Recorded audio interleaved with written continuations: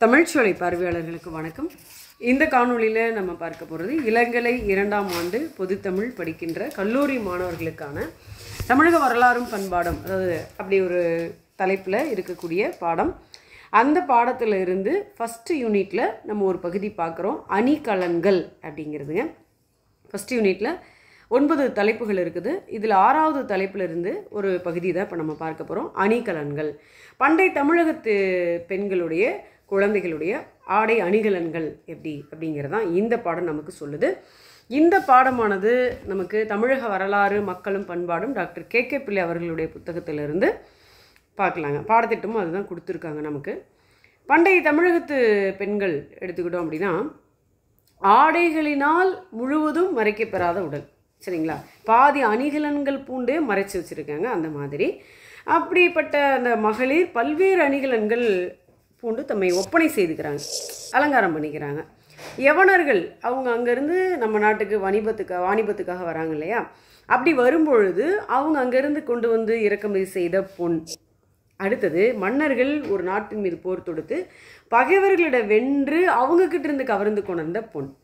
அடுத்தது நாட்டிலேயே அந்தந்த நாட்டிலேயே மண்ணை தோண்டி அரித்து எடுத்த பொன். இப்படி பலவிதமான பொன்கள், இந்த 3 வகையான பொன் சொல்கிறோம். இதெல்லாம் தமிழகம் எங்கும் நிறைவாக கிடைச்சிது, மலிந்து கிடந்தது. அது இல்லாமல் முத்து, பவழம், இன்னும் நிறைய மணி வகைகள் இதெல்லாம் இழைத்து அணிகள் செஞ்சுருக்காங்க, அணிகலன்கள் நகையெல்லாம் செஞ்சுருக்காங்க. இது செய்கிறதுக்குன்னு கைத்தேர்ந்து அந்த நகை வேலைப்பாட்டாளர்கள் செய்கிறாங்க இல்லையா, கம்மியர்கள் அப்படின்னு நம்ம சொல்லுவோம் இல்லையா, அவங்க இந்த அணிகளையெல்லாம் செய்து கொடுத்துருக்குறாங்க. இந்த மகளிர் என்னென்ன அணிகலன்கள் அணிஞ்சிருந்தாங்க அப்படிங்கிறத பற்றி சிலப்பதிகாரத்தில் நமக்கு நிறைய செய்திகள் கிடைக்குது. சிலப்பதிகாரம் சொல்லுது. அதில் பாருங்கள், கால்விரல் மோதிரம், பரியகம், நூபுரம், அரியகம், பாடகம், சதங்கை, குரங்கு செறி. அடுத்தது அறையில் அணியக்கூடிய முத்துவடம், அறைனா இடுப்பு, குரங்குனா தொடை, தொடையில் அணியக்கூடிய அணிகள்னா குரங்கு செறி, அறையில் அணியக்கூடிய முத்துவடம், 32 வடத்தாலான முத்து மேகலை, மாணிக்கமும் முத்தும் சேர்த்து இழைத்த தோல் வளையல்கள், மாணிக்கம் வைரமும் சேர்த்திய சூடகம், செம்பொன் வளை, நவமணி வளை, சங்கு வளை, பவழ வளை, வாழை மீனை போன்று இயற்றப்பட்ட மாணிக்க மோதிரம். இவ்வளவு அணிகலன்கள் சிலப்பதிகாரம் வாயிலாக நம்ம தெரிஞ்சுக்கிறோங்க.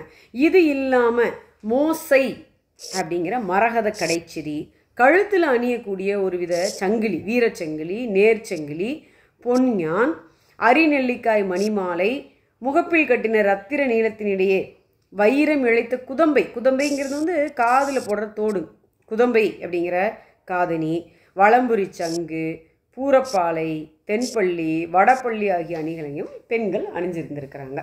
அது மட்டும் இல்லாமல் பெண்கள் இடையில் ஒட்டியானம்னு நம்ம இன்னைக்கு சொல்லுவோம் இல்லையா, அந்த ஒரு இடையில் அணியக்கூடிய மேகலை, இதெல்லாம் அணிஞ்சிருக்காங்க. பெண் மக்கள் தம் காதுகளை தொங்க தொங்க வளர்க்கும்போது அணிந்து கொள்ளும் காதணிக்கு குதம்பை அப்படின்னு பேருங்க. சரிங்க. அது இல்லாமல் கை வளையல்கள் பார்த்திங்கன்னா நிறைய வேலைப்பாடு, பூத்தொழில், அழகழகாக டிசைன் போட்ட வளையல்கள் அது அணிஞ்சிருந்திருக்காங்க. கால் விரலில் மோதிரம் அணியக்கூடிய பழக்கம் பண்டைய காலத்து பெண்கள்கிட்ட இருந்திருக்கு. கால் விரல்களில் இன்றைக்கி திருமணமான மெட்டி அணிவாங்க, ஆனால் அன்றைக்கு பெண்கள் பொதுவாக கால் விரல்களில் மோதிரம் அணியக்கூடிய பழக்கம் பண்டைய காலத்தில் இருந்திருக்குதுங்க. இதெல்லாம் பெண்களுக்கான அணிகலன் பார்த்தோம். அடுத்தது குழந்தைகளுடைய அணிகலன்கள் அப்படிங்கிறதுக்கு அந்த வகைக்கு கணக்கே இல்லை அப்படிங்கிறாங்க, எண்ணற்றது இருந்திருக்குது. குழந்தைகளோட நெற்றியில் நெற்றி சுட்டி, பிறை, பொன் சங்கிலி இதெல்லாம் அணிஞ்சிருக்காங்க. கழுத்தில் வந்து 50 தாலி, குழந்தைகள் கழுத்தில் 50 தாலி, புளிப்பல் தாலி, புளிப்பல் தாலி இதெல்லாம் அணிஞ்சிருக்கிறாங்க. அடுத்தது குழந்தைகளுடைய விரல்களில் சுறாமீன் போன்ற லட்சணைகள் பொருத்தப்பட்ட மோதிரம், இடபம்னா நமக்கு தெரியும், மாடு, ரிஷபம்னு சொல்கிறோம்ல, அதான் அந்த மாதிரி இலச்சினை, சுறாமீன் போன்ற இந்த மாதிரி மோதிரங்களில் குழந்தைகளுக்கு அணிஞ்சிருக்கிறாங்க. அப்புறம் காலில் சதங்கைகள் அணிஞ்சிருக்கிறாங்க. இடையில் அரைஞான், நம்ம இன்றைக்கி அதை பேச்சு வழக்கில் அண்ணாக்கயிறு அப்படின்லாம் நம்ம சொல்கிறோம். அரைஞான், அரைனா இடுப்பு. ஸோ மணியும் பவழமும் கோத்த அரைஞான் இடையில் அணிஞ்சு குழந்தைக்கு போட்டிருக்கிறாங்க. சதங்கைகள் போட்டிருக்கிறாங்க. பெண்கள் அணிந்த சிலம்புகளுக்கு உள்ள முத்து மாணிக்கத்தை பரல்களாக இடக்கூடிய வழக்கம் இருந்திருக்குது, நம்ம சிலப்பதிகாரத்தில் பார்க்குறோம். அடுத்தது நெல் சாப்பிடவர் தான் கோழி. அந்த கோழி மேலே பெண்கள் என்ன பண்ணுறாங்கன்னா தான் காதில் போட்டிருக்கிற கம்மல் அந்த தோட்டை கழற்றி எறிவார்களாம். அந்த அளவுக்கு பொன் மலிந்து இருந்திருக்குது அந்த காலத்தில் அப்படிங்கிறது தெரியுது. முத்து மாலை, வெள்ளி கம்பியில் கோத்த பொற்றாமரை மலர்கள், கைவளைகள், இந்த மாதிரி அணிகலன்களெல்லாம் அணிஞ்சிருந்திருக்கிறாங்கங்க. அடுத்தது இந்த தமிழகத்தில் செய்யப்பட்ட இந்த நகைகள், இந்த அணிகலன்கள்லாம் வெளிநாடுகளுக்கு ஏற்றுமதி பண்ணியிருக்கிறாங்க. அதுவும் முக்கியமாக நகைகளில் சிறப்பு வாய்ந்த இடம்னு கொடுமணம்ங்கிற ஒரு பிளேஸ் சொல்கிறாங்க. இந்த கொடுமணம்ங்கிற ஊரில் செய்யப்பட்ட அந்த நகைகளுக்கு அவ்வளவு எப்படி இருந்திருக்கு, அவ்வளோ மவுசுன்னு சொல்லுவோம்ல, அவ்வளவு ஒரு சிறப்பு இருந்திருக்குது. எல்லாரும் மக்கள் வந்து ரொம்ப அதை விரும்பி வாங்கி இருந்திருக்கிறாங்க. கொடுமணம்ங்கிற ஊரில் செய்யப்பட்ட அந்த பொன் அணிகள். அடுத்தது பார்த்திங்கன்னா காலத்தில் ஒப்பனைக்கலை வியப்பூட்ட அளவுக்கு இருந்திருக்கு. பெண்கள் வந்து தங்களுடைய கூந்தலை ஒப்பனை செய்து கொள்ளக்கூடிய அந்த வகையை பார்க்குறோம்.